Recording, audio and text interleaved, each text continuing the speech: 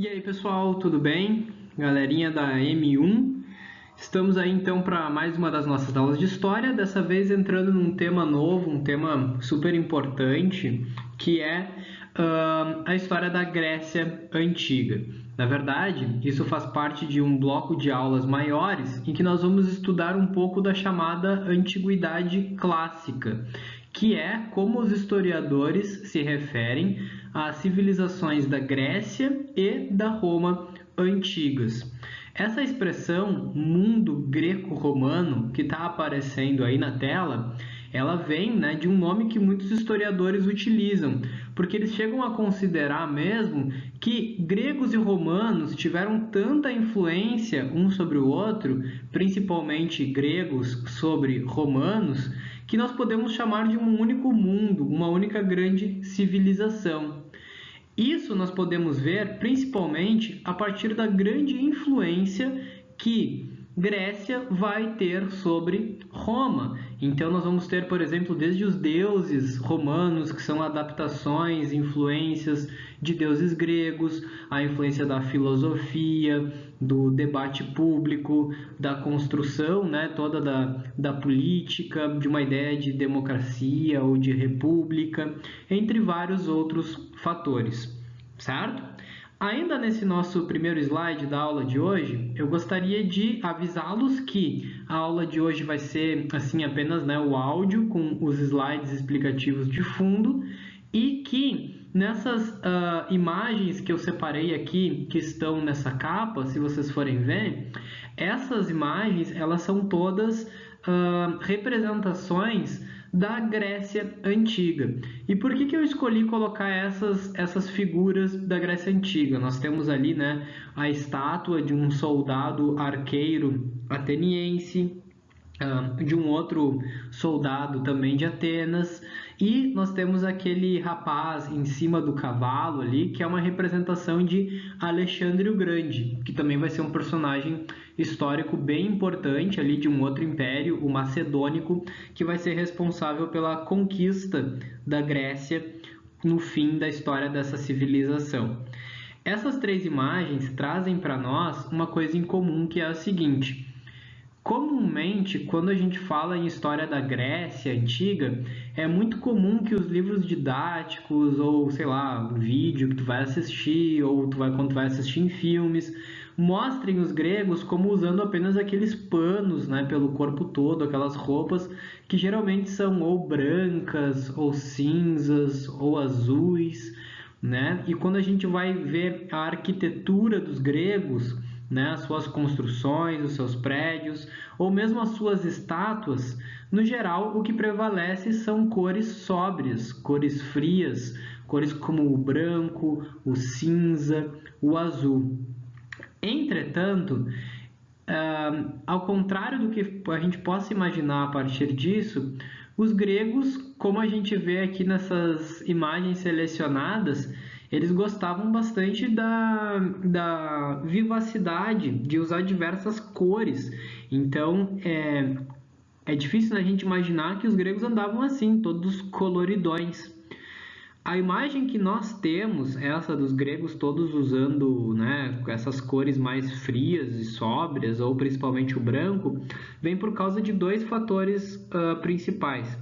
Um deles tem a ver com o que sobrou da arquitetura, né? Essas estátuas e outras coisas eram todas coloridas. Só que a ação do tempo foi fazendo, né, a tinta se perder. Então só o que sobrou era o gesso, né, por exemplo, era só a parte branca, né, dessas construções. Um segundo motivo para isso é o fato de que a maioria das ilustrações mais famosas que eram feitas sobre as pessoas da Grécia Antiga foram feitas por historiadores, artistas europeus já do século XIX, ou seja, dos anos de 1800 e pouquinho. E era uma Europa onde estava se desenvolvendo toda uma ideia de que para tu ter conhecimento é necessário ter, né, sobriedade, ou seja, tipo, tem que usar roupas mais discretas. Então, nessa época, a moda, por exemplo, europeia, né, era usar preto, cinza, marrom, e roupas muito coloridas eram vistas como algo, enfim, como coisa de gente espalhafatosa, exagerada, como uma coisa que é oposta ao conhecimento. Então, esses historiadores e esses artistas europeus de muitos e muitos séculos depois, né, ou seja, são pessoas que estão muito mais próximas aqui da gente, né, numa realidade, por exemplo, após a Revolução Industrial, eles é que acabaram popularizando também as representações dos gregos, como usando aquelas cores mais sóbrias, certo? Começamos aí esses 5 primeiros minutos só com uma curiosidade a respeito dessas cores dos gregos antigos, né? Que é um jeito bem legal e diferente de aprender mais sobre eles. Beleza? Bueno, então, gente, o que nós vamos começar a estudar faz parte, né, de uma etapa da história, né, que os historiadores costumam chamar de Idade Antiga Ocidental ou Antiguidade Clássica. É óbvio que aqui tem um olhar um pouco eurocêntrico, porque tu vai dizer que de todos aqueles povos da antiguidade que nós estudamos nas aulas anteriores, clássicos são aqueles, né, que são considerados mais importantes ou mais destacados, e esses são considerados assim porque eles tiveram maior influência sobre a tradição e a cultura dos europeus. Então é por isso que muitos historiadores chamam esse período de antiguidade clássica, mas é clássico para a Europa, beleza? Dentro disso, nós vamos ter duas grandes civilizações principais, que são a Grécia Antiga e a Roma Antiga. A aula de hoje é sobre a Grécia. Só voltando ali no ponto da Antiguidade Clássica, foi por isso que eu pedi para vocês pesquisarem na aula passada sobre as principais influências da Grécia Antiga no nosso mundo atual, né? Para vocês perceberem isso. E porque o nosso próprio mundo atual ele ainda tem, né, esse pensamento dominante muito eurocêntrico, certo? Não quer dizer que tudo isso é ruim ou coisa do tipo. Não, né? Nós tivemos muitas conquistas muito boas. Por que então nas aulas, né, de história e de ciências humanas se critica o eurocentrismo? Porque é muito melhor para o conhecimento quanto mais abrangente ele for. Então, quando a gente conhece outros pontos de vida, outras realidades, outras histórias, e isso são coisas que vocês já refletiram muito bem sobre isso, né? O nosso conhecimento ele se enriquece, certo? Mas aqui falando de Grécia e Roma antigas, elas têm várias coisas em comum, além dessa influência cultural que uma teve sobre a outra. E uma dessas coisas em comum mais importante diz respeito à economia. Lembrando, gente, que economia não é só números, né, como a gente às vezes pensa hoje como uma coisa às vezes separada da nossa vida. Economia diz respeito a como os seres humanos, vivendo em comunidade, conseguem arranjar, né, suas formas para subsistir, para continuar existindo. Então, a economia tem a ver com como uma sociedade se mantém, como ela existe.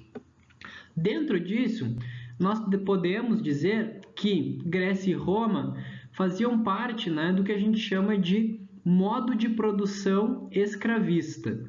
O que significa isso? Modo de produção significa o jeito que uma sociedade faz para produzir as condições de manter a vida. Então, não significa, sei lá, o jeito de produzir alguma coisa em específico, não é o jeito de produzir alimento ou o jeito de produzir, sei lá, artesanato. É o jeito que a humanidade conquista, né, condições de produzir a sua própria vida, a sua própria subsistência. E aqui no caso, a gente tem essa palavra escravista, que nos diz o quê? O jeito que Grécia e Roma se mantiveram foi sempre baseado num grande papel da escravidão. Os escravos estão na base do trabalho dessa sociedade. E o trabalho é aquilo que produz o sustento, é aquilo que produz a riqueza, é aquilo que produz tudo aquilo que tem valor em uma sociedade. Então vocês entendam que a escravidão era muito importante para a Grécia e para Roma antigas, certo? Por isso, eles vão estar, né, os escravos vão estar mais abaixo na pirâmide social, eles vão ser o grupo mais oprimido em Grécia e Roma, mas ao mesmo tempo, quando a gente vai analisar a economia, a gente vai ver que eles de fato são os mais importantes para que tudo aquilo se mantivesse. Beleza? Um ponto importante, pessoal. Nas civilizações que a gente já estudou, vocês devem ter percebido que muitas dessas civilizações faziam o uso de pessoas escravizadas. Foi assim, por exemplo, para algumas civilizações americanas, foi assim para os egípcios antigos e para vários outros que nós estudamos. Entretanto, para todos esses outros povos, a escravidão ela não era determinante. O que significa isso? Haviam escravizados, mas eles nunca eram a maioria da sociedade ou mesmo a maioria dos trabalhadores. No geral, eram escravizados de guerra, né? Quando, por exemplo, algum dessas civilizações entram em guerra com algum outro povo e vão lá e acabam escravizando esse povo. Mas não era assim, por exemplo, vamos supor no caso do Egito Antigo. Vocês talvez já tenham ouvido que no Egito Antigo houve um período em que os hebreus estiveram escravizados no Egito Antigo. Pois bem, lá pelas tantas ocorreu a fuga dos hebreus do Egito. Quando os hebreus fugiram do Egito, não foi uma grande crise econômica no Egito, o Egito não parou a sua produção, né? não ficou sem alimento, sem gente para construir as pirâmides. Por quê? Porque a maioria desse trabalho não era feito por escravos, era feito por servos, por pessoas que trabalhavam, né, para essa autoridade máxima, que era o faraó, em troca ali de alguma remuneração, e porque também entendiam isso como uma obrigação, segundo a religião, segundo os costumes. Não eram propriamente escravos, né? Escravos que se tornam, né, uma mercadoria, né, e são de propriedade de outra pessoa. Aqui na Grécia Antiga e na Roma Antiga, o modo de produção sim vai ser profundamente escravista. Tanto que quando, por exemplo, faltar a mão de obra escrava na Roma Antiga, isso vai ser um dos grandes motivos para a sua crise econômica generalizada e para o próprio fim da civilização da Roma Antiga caindo diante dos seus rivais. Beleza? Adiante. Bom, falando então agora de Grécia Antiga, que é o tema, né, mesmo da nossa aula de hoje. Esse aqui é um mapa da Grécia Antiga. Geralmente se fala que a Grécia era a região em torno do mar Egeu, uma região que tinha ilhas e porções de terra continental em torno do mar Egeu. Vou sublinhar aqui para nós a região do mar Egeu. Seria esta região aqui que apareceu destacada para vocês. É ali que nós vamos ter, por exemplo, se desenvolvendo os lugares mais famosos da Grécia Antiga, como as cidades-estado de Atenas, Esparta, Corinto, Tebas, entre outros. Entretanto, é importante vocês perceberem que a Grécia Antiga, enquanto o mundo grego antigo, representa todos os lugares que de alguma forma têm influência grega, ou seja, onde tem gente, né, cultuando os deuses gregos, falando grego, se baseando pela cultura dos gregos. E nesse caso, vocês devem perceber que essa área é muito maior. Se vocês observarem todos os lugares onde a gente tem ali uma manchinha ali meio vermelho, meio rosado, nós vamos perceber que essa influência se estendia por parte da Itália, da Europa Ocidental, da região aqui que a gente chama de Ásia Menor, que é essa região aqui mais próxima da Ásia, em torno do Mar Negro, e até mesmo no norte da África também, né? Então, essa influência grega ela é muito grande. Seguinte, galera, dentro da história da Grécia Antiga, nós temos 5 períodos históricos principais, que são esses 5 que estão representados aqui na esquerda. Nós temos o período pré-homérico, o homérico, o arcaico, o clássico e o helenístico.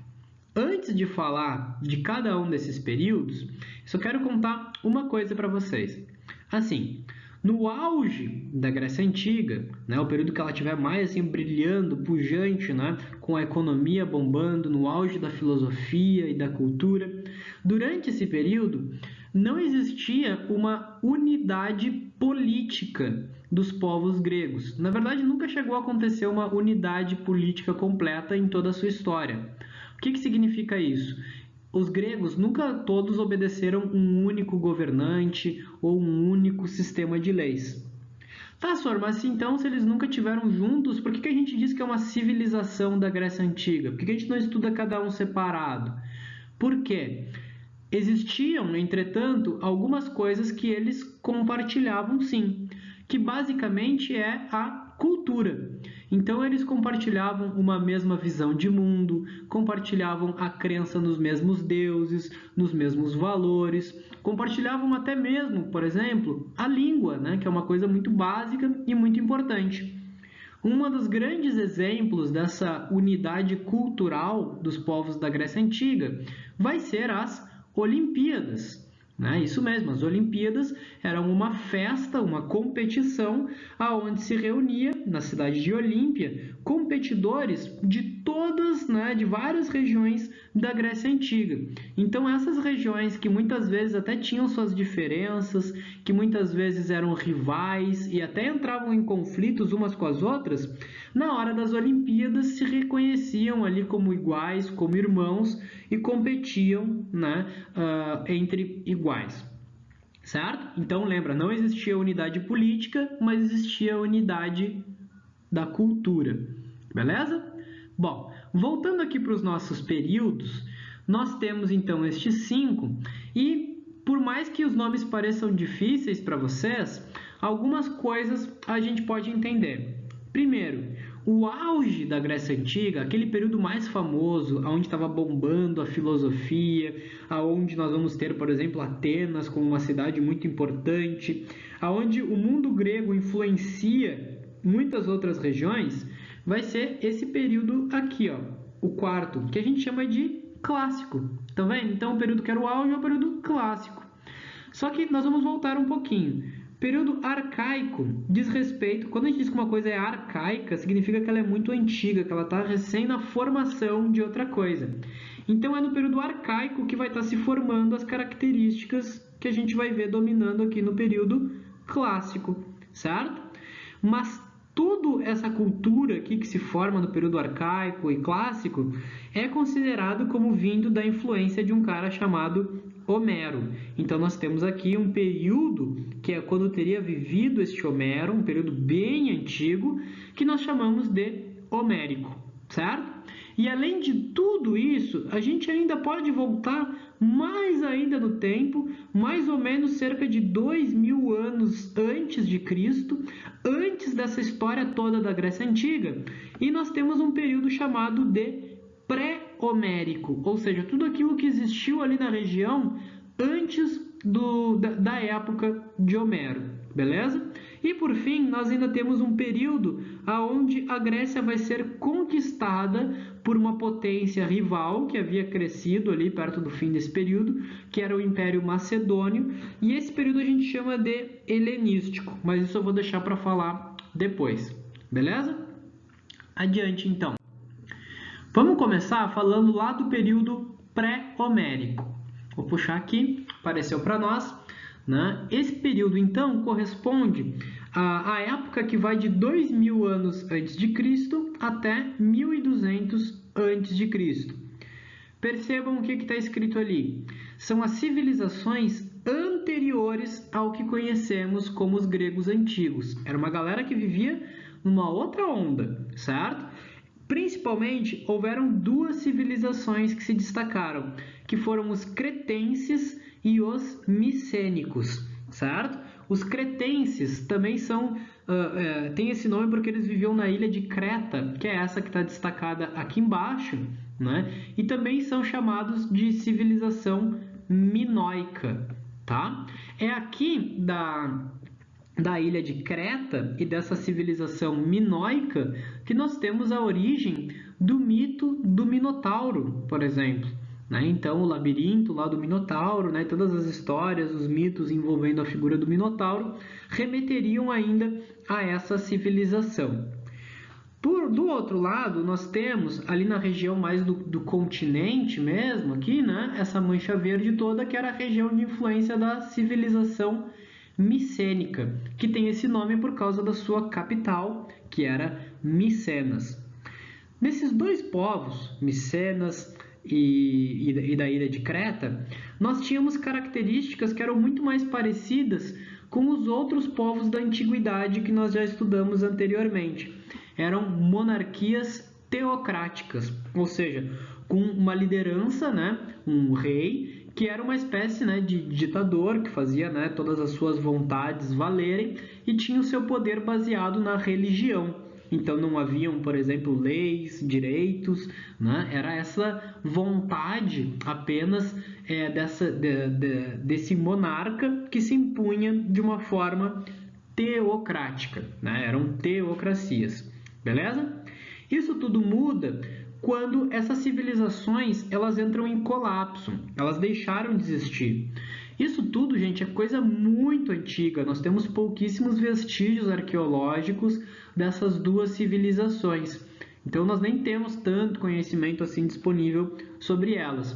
E muitos historiadores divergem, debatem sobre quais teriam sido as causas do fim dessas duas civilizações.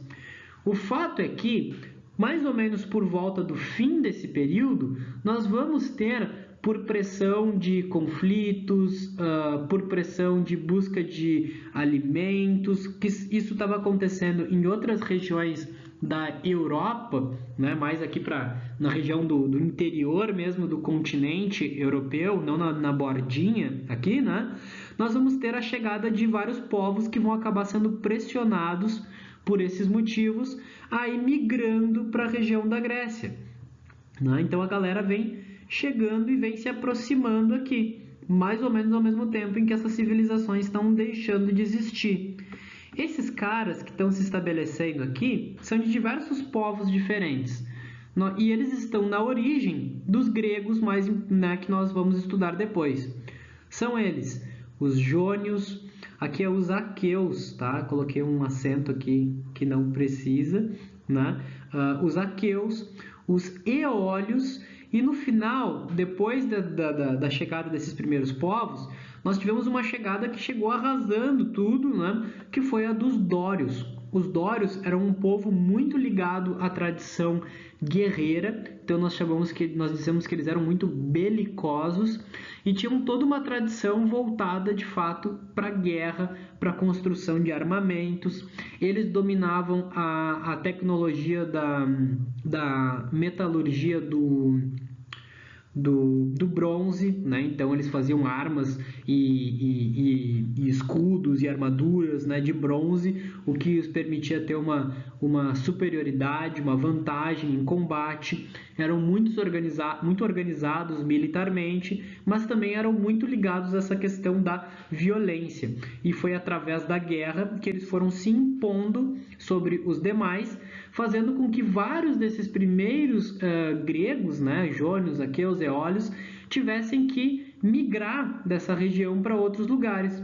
Vocês lembram do mapa do mapa anterior, que mostrava aqueles pontinhos vermelhos lá da influência grega? Então, os gregos começaram a se espalhar, né, tiveram que fugir um pouco da região, primeiramente a partir dessa primeira invasão aqui dos dórios.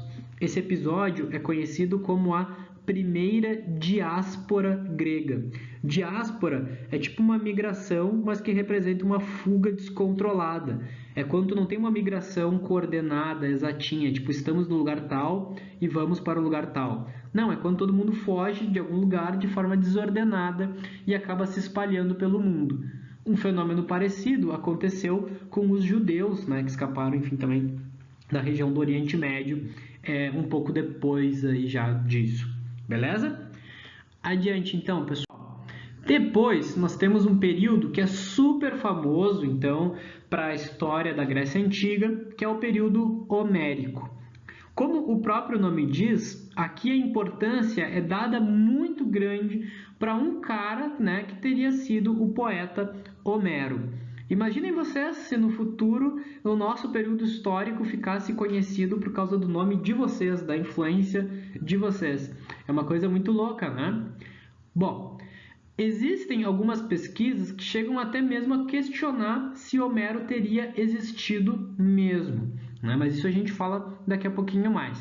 O mais importante de vocês saberem de Homero é que ele é responsável, né? Ele é considerado o autor de duas obras, né? De dois grandes livros que estão na base da cultura grega, que são a Ilíada e a Odisseia.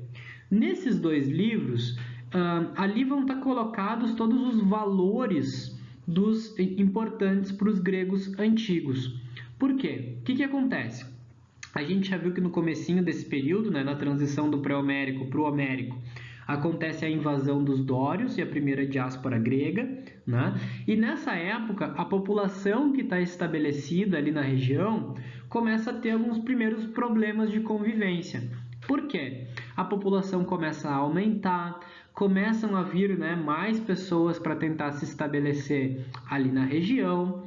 E aí acontece o seguinte: algumas famílias que tinham conseguido se tornar mais poderosas, né, que tinham já mais terras, ou seja, mais alimento, mais recurso, mais condições econômicas, começaram a se impor sobre as outras, né?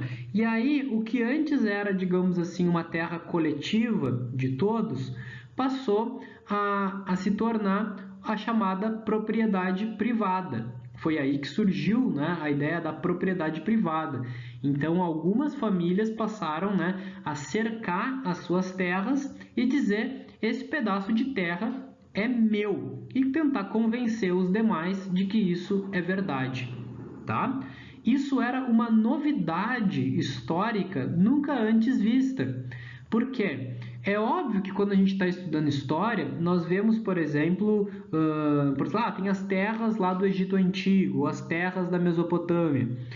Aquelas terras, né, o direito de explorar aquele território, muitas vezes vai ser do governante, né, ou do povo daquela civilização.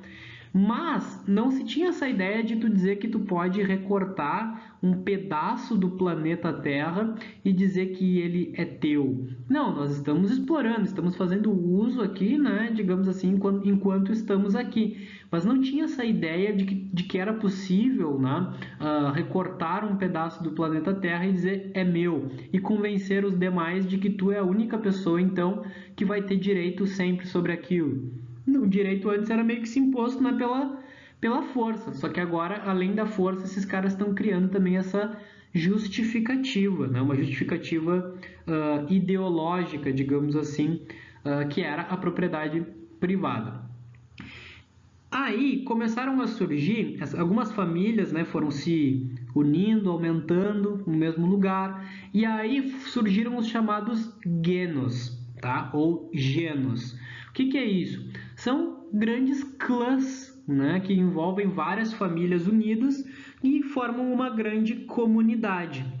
Vai ser a partir do crescimento constante desses genos que vai se formar depois as cidades mais famosas da Grécia Antiga.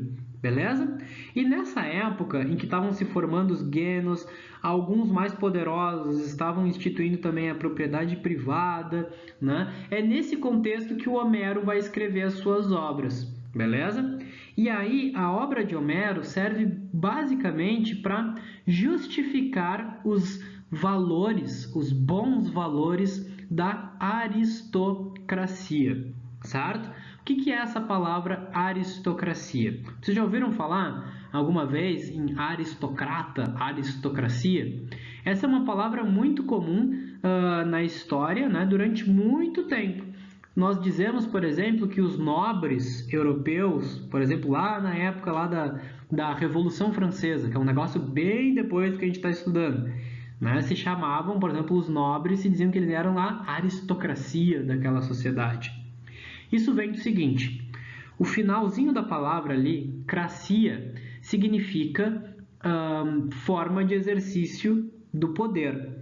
Né? Então, por exemplo, seria, assim como a gente tem democracia, né, que é a forma de exercício do poder pela vontade do povo, nós temos aristocracia.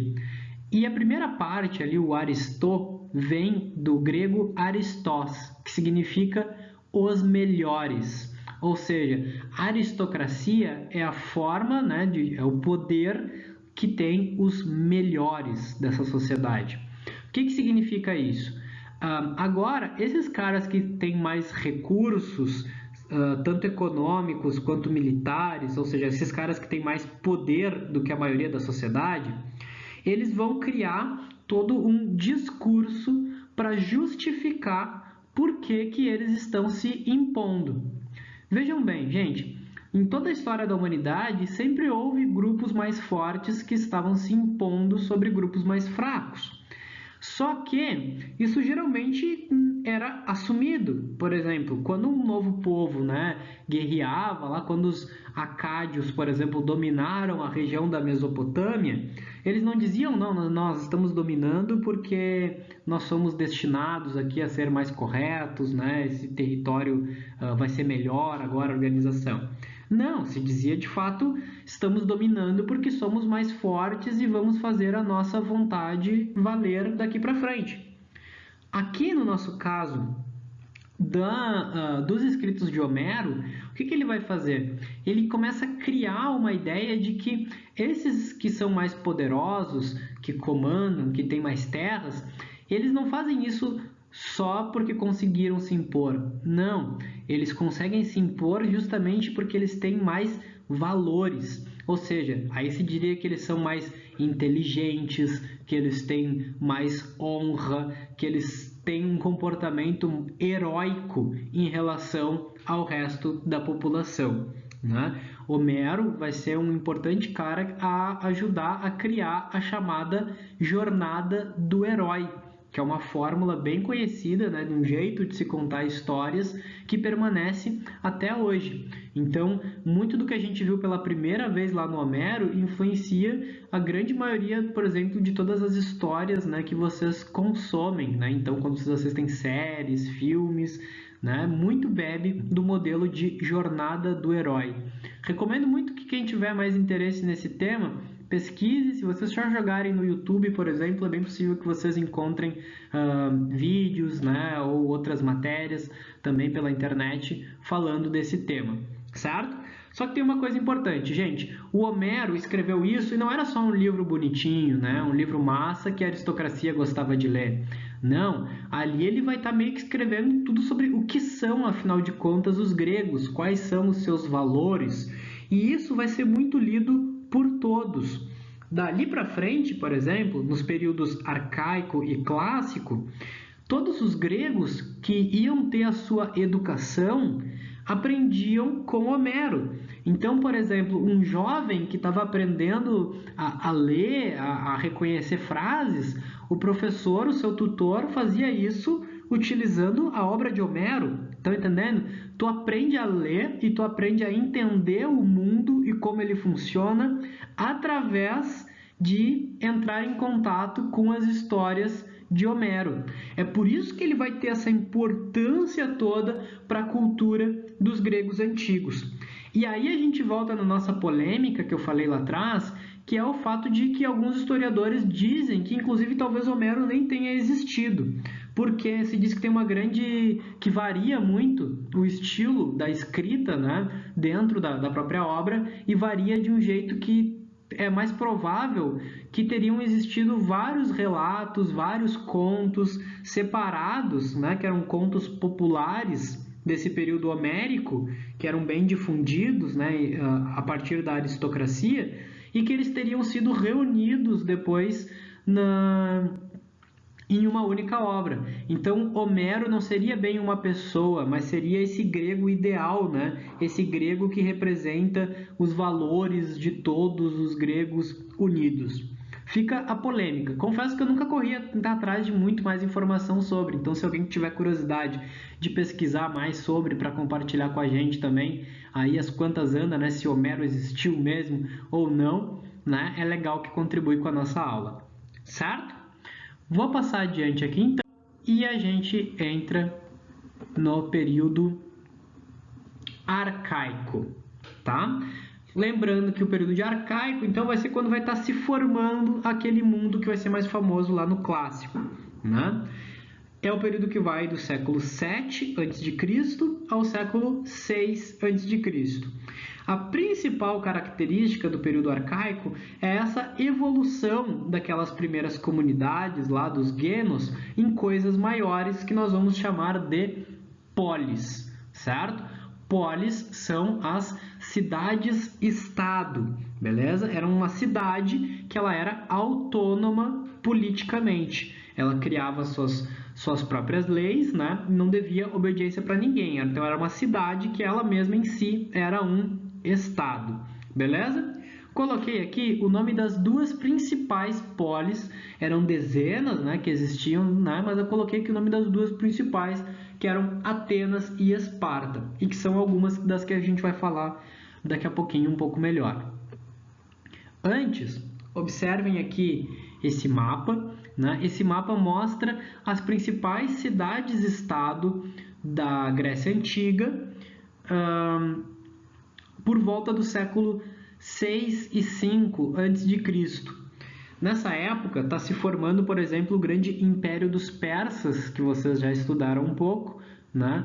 Então, se vocês olharem aqui bem ao Oriente, ó, tá chegando aqui, ó, o Império dos Persas, né? Que ele está se expandindo, avançando em direção aqui às margens do Mar Egeu, beleza? Aí nós temos algumas regiões, a região da Jônia, a região da Tessália, a região do Epiro, região do Peloponeso, região da Ática, da Beócia, da Fócida, né? São todas regiões importantes. E nessas regiões, se vocês olharem letrinhas ali minúsculas, nós temos o nome dessas principais cidades-estado.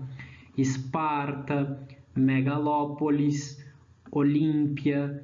Olha Micenas, que continua existindo, claro, né, mas Micenas completamente diferente, mas que mantém o seu nome, né, como uma das cidades mais tradicionais.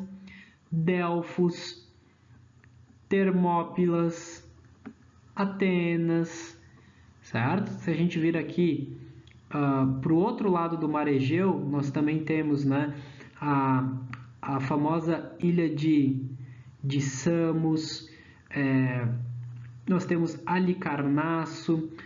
Lembram quando nós tivemos lá nas nossas primeiras aulas do ano, quando a gente falou sobre escrita da história, e eu disse que o pai da história era um tal de cara chamado de Heródoto, e era Heródoto de Halicarnasso?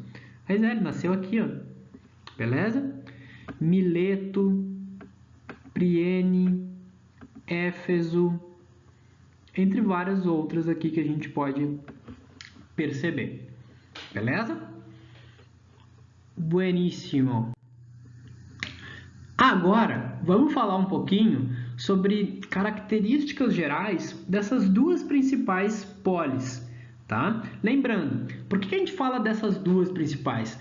Porque elas eram as mais expressivas, as mais poderosas delas e porque elas eram muito diferentes uma das outras. Então, a maioria das polis da Grécia Antiga, de alguma forma, se influenciavam por Atenas e ou Esparta. Então, estudando a fundo as características de Atenas e as características de Esparta, nós conseguimos ter uma boa visão das influências que estavam rolando sobre a Grécia Antiga nesse período. Beleza? Bueno, primeiro então falando de Atenas. Coloquei aqui um quadrado, né, azul grandão para a gente comentar um pouco sobre esta cidade-estado bem famosa. Atenas ficou muito famosa, até hoje ela é talvez mais famosa pelo papel da democracia. Aqui foi o berço onde surgiu essa parada chamada de democracia. Mas não foi sempre assim. Atenas, na sua origem, era uma monarquia, ou seja, Atenas tinha um rei. E vai ser por causa dos constantes desmandos desse rei e conflitos que isso gerava que nós vamos ter, digamos assim, uma revolução em Atenas, né? Que aos poucos vai nos jogando para a construção, para a criação da democracia. Isso vai se dar principalmente a partir do fato de que nós vamos abolir a monarquia em Atenas e os atenienses vão decidir criar um sistema que era baseado no poder dos legisladores. Legislador era um cara que, como diz o próprio nome, teria a função de criar leis, né, de implementar novas leis em Atenas, e era o cargo político mais importante até então. Nós vamos ter duas dessas figuras principais como sendo o Solon e o Clístenes. E eles vão criando novas leis que aos poucos criam esse modelo de democracia. Lembrando que democracia é o poder exercido pelo povo, tá? Demos, para os gregos, era sinônimo de povo. Entretanto, uma curiosidade para vocês é que na verdade, a palavra demos, ela significava bairro, originalmente, tipo um bairro, que era o quê? Nessa época daí, quando a cidade foi crescendo e se instituiu a democracia, se decidiu que cada bairro ia ficar responsável por poder votar, se posicionar nas principais decisões, mas ao mesmo tempo cada bairro também tinha suas próprias responsabilidades, então cada bairro cuidava da sua própria segurança, da limpeza, né, das ruas. Então, democracia era tipo o poder dos demos, o poder dos bairros, né? Isso acabou trazendo uma grande participação das pessoas com a vida da comunidade. Então, né, tu tinha que te importar com as coisas, tu tinha direitos e tu tinha deveres, né, para que tudo aquilo funcionasse bem dentro do regime da democracia, certo? Gente, só podia participar da democracia, só era considerado parte desse modelo democrático quem tinha a chamada cidadania. Olha só, né? Somente quem era da cidade tinha direitos políticos. Então, cidadania tinha a ver com pertencimento, mas também tinha a ver com direitos. Quem é que então tinha esse direito à cidadania na democracia ateniense? Eram apenas homens, certo? Então, metade da população já de cara, né? Toda a população feminina está de fora disso, não pode participar da democracia. Eram apenas homens gregos e livres, tinham que ser homens gregos atenienses, né? Tinham que ser nascidos em Atenas, acima de 21 anos e tinha que ter alguma propriedade, né? Como assim? Tu não podia ser um indigente, né? Um mendigo, digamos assim, alguém que vive na rua. Não tinha tanto um critério de renda, tu não tinha que ser rico, mas tu não podia ser um indigente, um morador de rua também para poder participar dessa democracia. Então, o cara tinha que ser ateniense, filho de pais e mães atenienses. O cara tinha que ter mais de 21 anos, não podia ser escravizado e tinha que ter alguma propriedade. Na prática, gente, depois de todos esses critérios, Atenas tinha muitos estrangeiros vivendo também, né, na cidade e muitos escravos. Na prática, menos de 5% da população, na prática, podia participar dessa democracia. E como é que ela funcionava?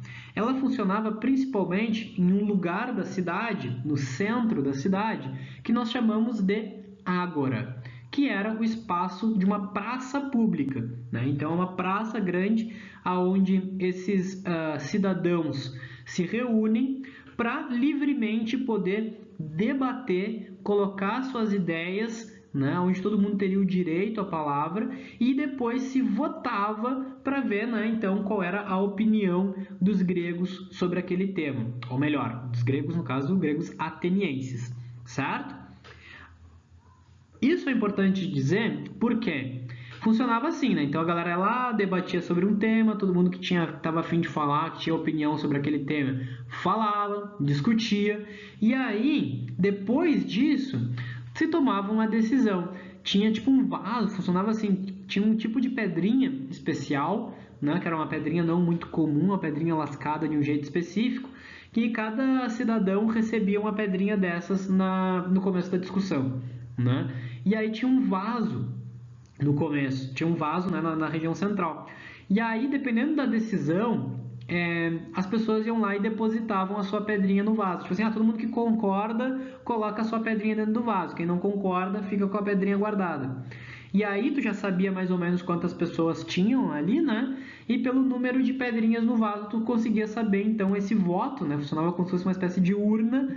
E aí tu sabia mais ou menos então quem é que ganhou, né? Qual decisão que ganhou. Isso marca já uma diferença profunda da democracia dos gregos para o nosso modelo atual. Atualmente, a grande maioria dos países do mundo, inclusive o Brasil, se autodenominam democracias, ou seja, dizem, né, nós vivemos de uma democracia. Entretanto, se nós pudéssemos trazer de volta à vida um grego antigo, ressuscitarmos ele e perguntarmos para ele, né, dissermos para ele como é que funciona o nosso governo, e é bem possível que ele nos diga que nós não vivemos numa democracia. Ele vai dizer, não, mas isso não é democracia coisa nenhuma, né? Por quê? Porque para os gregos antigos a democracia era direta, ou seja, né, era o povo que ia lá e votava de fato sobre os temas que concordam ou não. Nós vamos entrar em guerra com os fulanos, sim ou não? Então os cidadãos vão lá, se reúnem e votam diretamente sobre aquilo. A nossa democracia atual, ela não é direta. Ela é um outro modelo que nós chamamos de democracia representativa, que significa o quê? Nós não votamos sobre os principais temas mais importantes do país. Nós votamos em pessoas que vão escolher essas coisas para nós. Ou seja, nós votamos para escolher alguns representantes e é apenas esses representantes que têm lá depois o direito de votar essas coisas para nós. Óbvio que nem tudo é assim, algumas coisas passam por consulta popular, mas via de regra, né, é assim. Então a gente não escolhe se a gente é a favor ou contra, né, de cada uma dessas decisões. A gente escolhe pessoas que tomam essas decisões no nosso lugar. Essa é a diferença entre democracia direta dos gregos antigos e democracia representativa que nós temos hoje em dia. Beleza?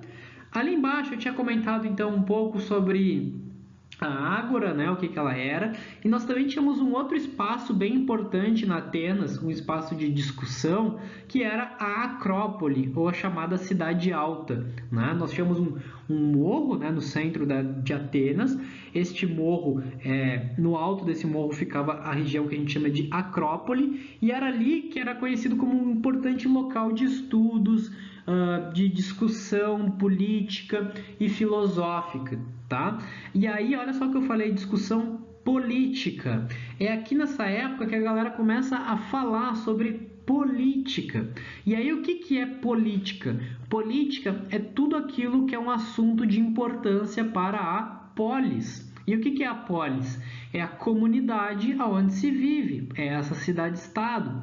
Então, política, gente, é a arte de discutir tudo que diz respeito à boa vida da comunidade, né? Então, tudo aquilo que importa sobre como as pessoas vivem em sociedade, em comunidade, dentro daquele lugar, tudo isso é política.